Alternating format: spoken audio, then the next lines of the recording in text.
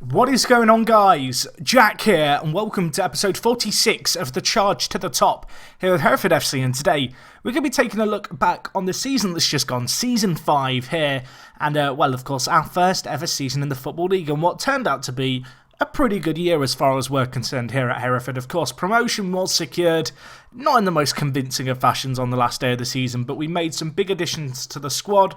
And yeah, I feel like we did fairly well. You kind of look at our league positions through the year here, you can see that we were down in 7th, with 3/4 of the season gone, but our new additions in January definitely made a big difference. And of course, it saw us clamber back up the league into the automatic promotion spots where we remained.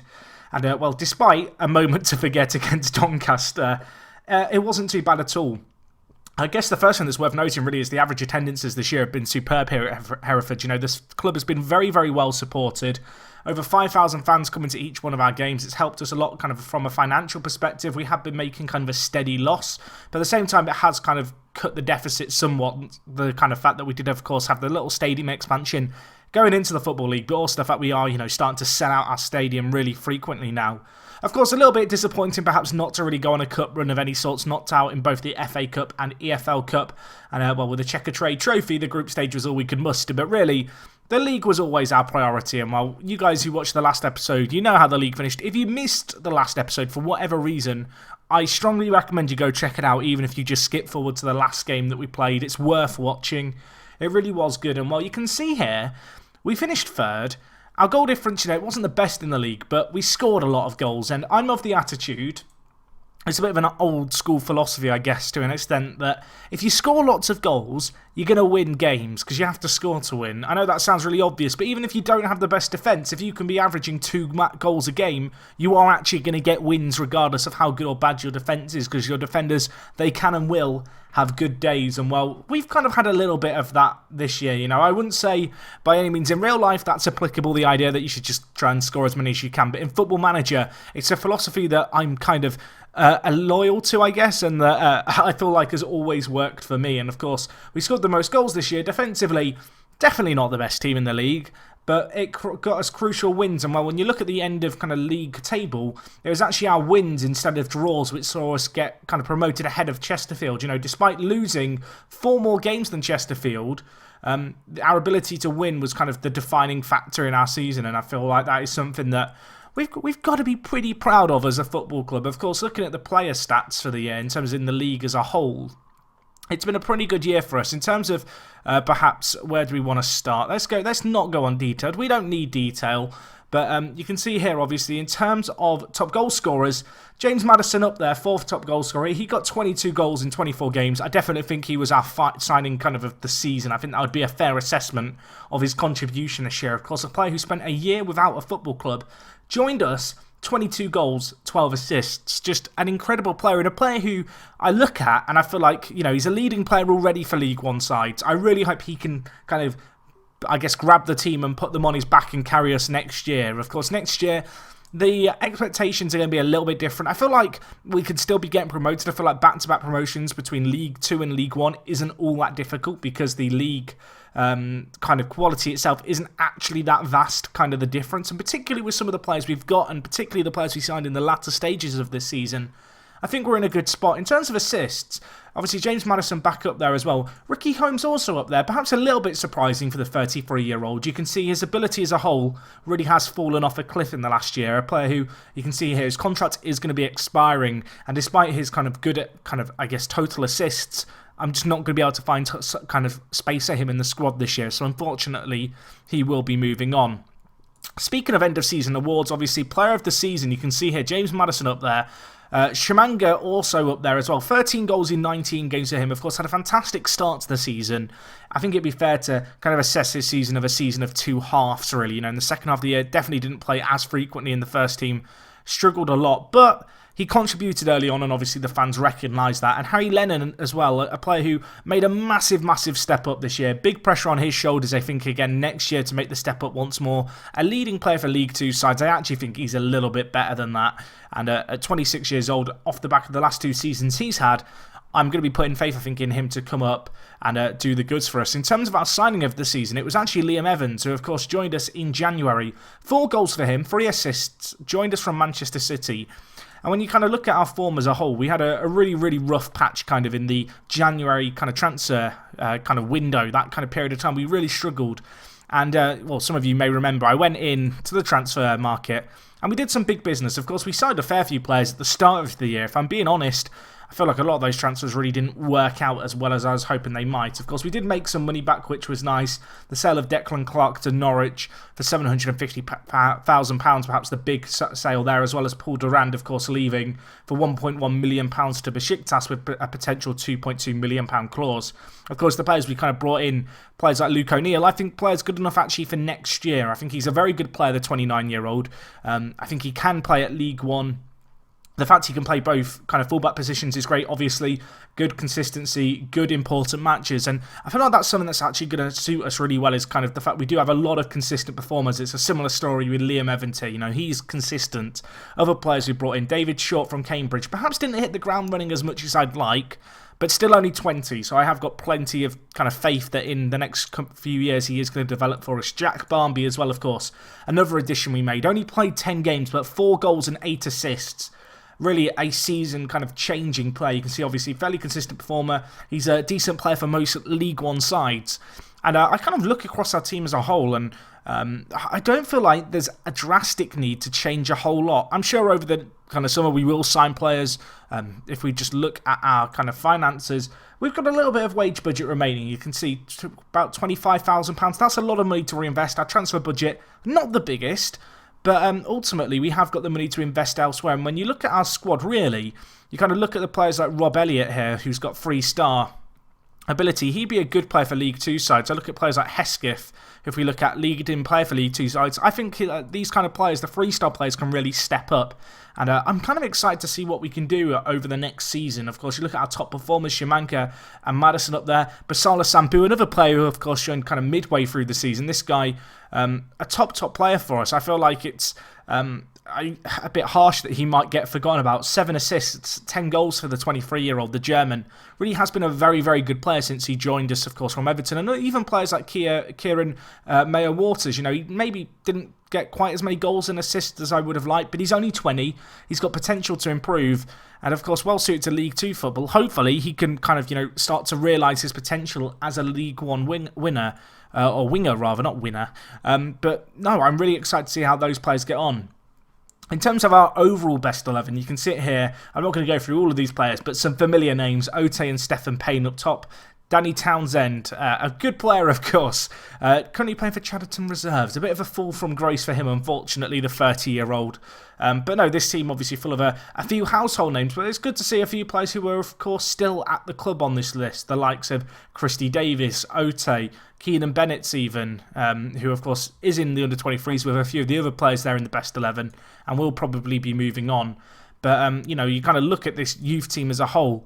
There's loads of players with a ton of potential. Jacob Rideout, the Australian, looks like he could be a very good player in the future. Maybe he can be the next Durant. It as well be able to sell him on for some decent money. But I feel like the club's in a really, really good position kind of going up now into League One. If we look at our end of season confidence review, obviously the board ecstatic, pretty happy with the club stature changes. Squad harmony's been a very good plus this year. I feel like we have got a very well balanced squad. It might be a little bit on the small side now, and also there are a few players whose contracts are expiring. But really, when I look across our kind of starting 11, I think the big position maybe for me would be to maybe replace Mizag. I'd like to get a slightly younger centre-back option and maybe a little bit more strength in depth there, as right now David Short really is our only alternative centre-back. And kind of looking across the rest of the team, I'm reasonably happy. Of course, I am always looking at ways we can improve the team. You can see here I've been kind of scouting people whose contracts are expiring kind of in the coming months. Hopefully a few of these can become available and we might be able to sign them. I think it's going to be difficult, if I'm honest, to sign some of these players. Perhaps my ambitions set a little bit too high. But there's some very good players here who would really kind of significantly strengthen our side. And obviously we have got a little bit of wage budget. And I'm kind of excited to see what we can do in League One. So anyway, let's just have a look for a few more things. Our injury report, you can see Messino obviously out for 8 months. That's his career at the club gone. It's a little bit sad really because he was going to be our captain this year.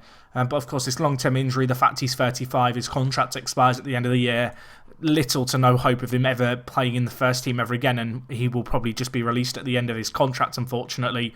A few other players as well injured for kind of, little periods of time. No major injuries, really. It was lots of niggly little injuries. Players like Jack Barmby, who, of course, joined us in January. I guess for him to be out for 5 weeks and have 4 weeks worth of injury, or 4 separate injuries, maybe a little bit of a cause for concern, but we'll kind of see how things go there. In terms of impressive performances in training, you can see Kieran Mayer-Waters leading the way there, whilst players like Musino, Rob Elliott, Ricky Holmes, the older players, kind of players you'd expect to be struggling, they are indeed struggling. So anyway, that's kind of where we're at now. I thought for a little bit of a change of pace with our end of season review, we'd have a look at the league that we're going into and kind of what's been going on in the English Football League. So to start with, we'll take a quick look at League One here. So you can see the sides that have been relegated are Swindon, Northampton, Oxford and Shrewsbury. In terms of the teams being promoted, Bolton and Wigan going up. So pretty good for them. Maybe a little bit surprising to see Birmingham and Charlton in League One. Of course, teams who they have been in League One fairly frequently. And, not in the not-so-distant past, I guess Birmingham, not so much, but certainly Charlton. But you'd expect them to be doing a little better. And the sides who are going to be relegated from the Championship to join us are going to be, drumroll please, Fleetwood, Millwall and Blackburn. Blackburn, a big team to go down there. That's going to be interesting if we have to play against them. They've got some very good players. But no, looking at the Championship there, you can see West Brom and Sheffield Wednesday promoted. If we look at the English Premier League, you can currently see Arsenal winning the league. You can see Manchester United have won it the last few years. Charlie Austin, top goal scorer. I just punched the air a little bit. If you don't know, I have a bit of a bromance with Charlie Austin. It's a one-way bromance. He doesn't reciprocate it, unfortunately, but good to see him as top goal scorer. Villa, Stoke and Watford relegated. No massive surprises here. I guess you could argue to see Forest as high as 10th is surprising. Bournemouth in 7th isn't too bad either. I do believe Forest on the save. Yeah, you can see here they were actually taken over by a tycoon really early on into this save. They've been in the Premier League actually a few years now. This is their second year there. Tony Pulis in charge. Obviously, the fact that they are owned by such a wealthy owner does mean that they can splash the cash a little bit. Of course, we still have our affiliates, Chelsea. I'm hoping to build bridges with them, maybe loan in a few of their players. We had Winters, who of course came in, so that was good. And a little bit of extra team news. Some of you guys may have noticed this in our inbox. Our youth academy stuff has had to be put on hold just because of our financial problems at the moment. We don't really have financial problems, but basically the problem we've got is that work was going to cost just, I think, shy or just over £1 million. We don't have £1 million right now, which is unfortunate. So it does mean kind of our club as a whole, the progress that was being made with our facilities is kind of slowing down a little bit. We've still got below average training facilities and youth facilities, whilst not great. It's a lot better than what we had otherwise. I really feel like a new stadium is going to be in order if you want to kind of fully realise our potential. So that might be something I look for next year. But with our current kind of money situation, I think that's going to be a little bit tricky for us. Of course, one thing that I made a little bit of an emphasis of doing last year, and I'm still kind of doing this actually, if we just look at the mental side of things, is really getting in a determined squad. You can kind of see here, we've got some pretty high determination players now. A few of them are the older players moving on, but the bulk of our first team now, the determination isn't too bad. There's a few exceptions, players like Hesketh, Chris Owens, Harry Lennon, but with the exception of those, it's not at a kind of completely garbage level, and it's something I'm pretty happy with. You can see here, just looking at our team report, we lead kind of the league in terms of cross completion, which is good. We've got a lot of good kind of potential. Obviously, the wage budget, which I mentioned before, we have loads of kind of potential to bring in new players there. We have standout players in areas like Rob Elliott. We have James Maddison, who's a standout player in midfield. Jack Barmby, Harry Lennon.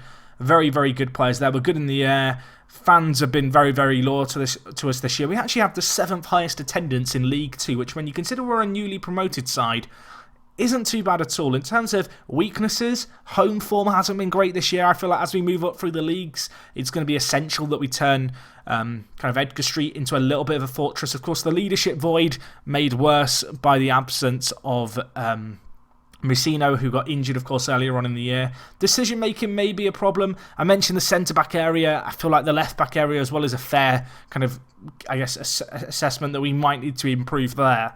But I don't know. I look at our team as a whole.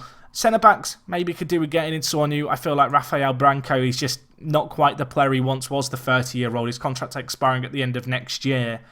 But I feel fairly optimistic about our side. As I said, League 1, it's a big step up, But if we can keep scoring goals at the level we are currently, I feel like we're in a good spot to do well next year. Obviously, I did promise Liam Evans, who is currently injured, of course, the fact we wouldn't reach the playoffs next year. I'm desperate to get rid of that release clause in his contract. That's still kind of in the forefront of my mind.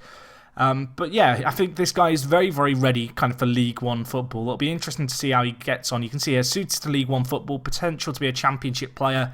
I think he's probably going to be taking the lead. I think Sambu can probably do a job for us. You know, good player for League Two sides. But yeah, I think goals, if we can get them, are going to be what kind of plough us forward in this save, at least for the next few years. You can see Jack Barmby on the left wing, expecting a lot from him. Maddison, of course, player of the year for me. One of the best years, I think, for any player at Hereford while I've been in charge. He's been just here, there and everywhere. The kind of the centre mid, centre attacking mid. Even a striker when we've needed him to be. The 24-year-old as well, of course. Plenty of years ahead of him, and I think he's a player we can definitely build around going into next year. But anyway, guys, that is going to wrap up this from me. Hopefully you did enjoy. If I missed any players, or clubs rather, that got kind of promoted or relegated, or anything that stood out to you when we did have a brief look at the higher divisions, please do let me know. I will quickly just have a look at the championship, at the...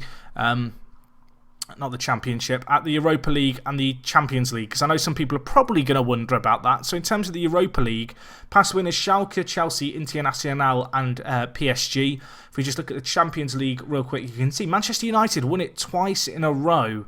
And the final, which is upcoming, it's not been drawn yet, but the teams who are going to be in it are going to be Barcelona and Bayern Munich. Bayern Munich annihilating Leverkusen 7-1. Wow, okay, that's pretty ruthless. You can see the usual suspect really at the moment at the kind of top of the player stats and average rating charts there.